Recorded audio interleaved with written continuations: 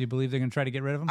I'm for getting rid of Diggs right now. If you can get something back from him right now, get rid of Diggs. You're for it, but do you think it's going to happen? No, you think because that's what's going on because here I don't believe you can. No, I don't think you can trade him while he's on the IR. He's missing 4 games.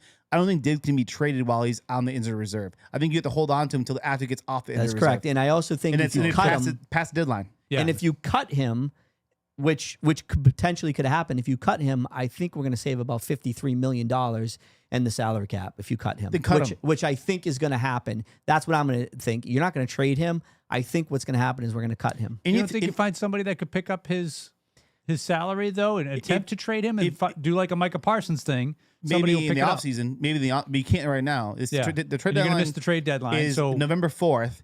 So we're a week away. Yeah, you're stuck with him through the rest of the season. You're stuck with him. But I think you try to trade him at the end of the season before you cut him. Either way, you get rid of him. He has not been the same player, whether it's his knee, his attitude.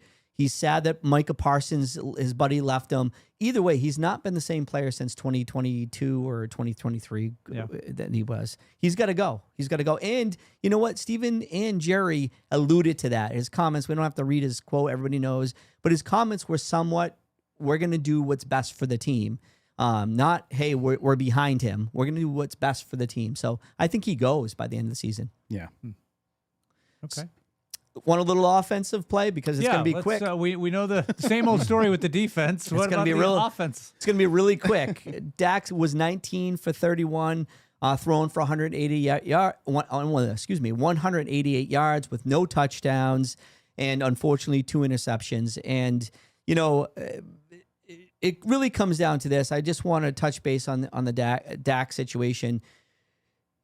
Dak was set up for failure in this game, and I will tell you why. It shows when Dak does not have time, like any quarterback, and the plays don't develop, he looks absolutely horrible. The timing was absolutely off. He had no time to throw the ball. You saw it. And part of the reason was shoddy with his shitty calls. Shoddy and shitty calls. And I'm going to tell you why. Javonte Williams. Now, the game got out of hand, and I understood we had to go to the air, but Javonte Williams touched the ball 13 times.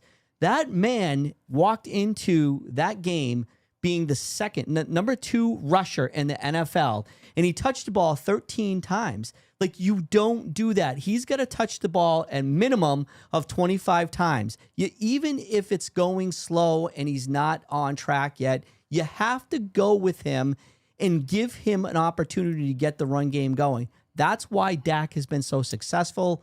He's had time to throw. He's had a running game, which made him successful. Not against Denver, though. The reason why the ball was taken out of Javonte Williams' hands is because we were behind by multiple scores, which means we had to throw the ball to get us back in the game. Not early on. It was early on, because after Bo Nix threw that bonehead interception, when it slipped out of his hand, he threw it behind the receiver, Bridge picked it off, and then he marched down to only get a field goal.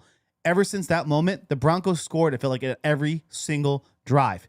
They marched down on us and killed us. Bo Nix had 4 touchdown passes after that one interception. He diced our defense up.